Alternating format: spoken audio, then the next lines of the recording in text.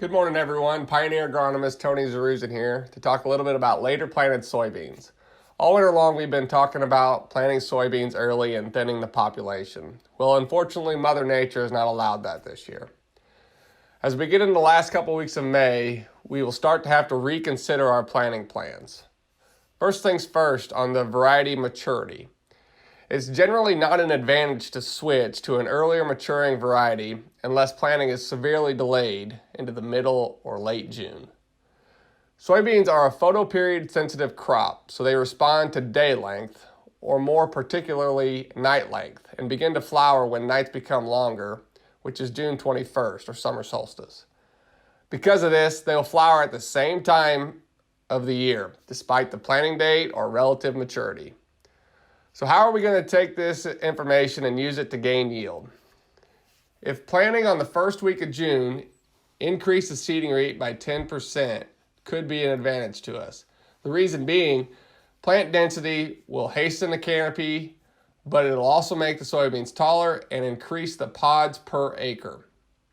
Earlier canopy closure can also suppress weeds.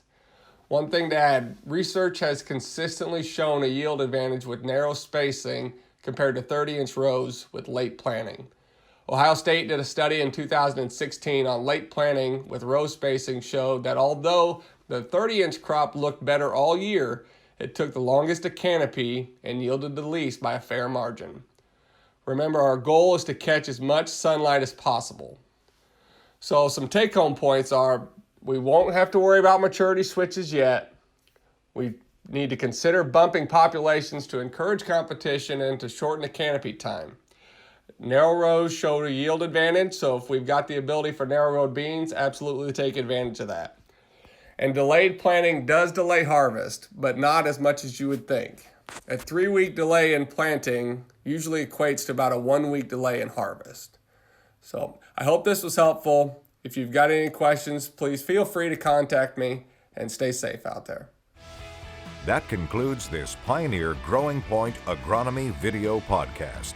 Visit our page on pioneer.com and follow us on Twitter and Facebook for more agronomy insights.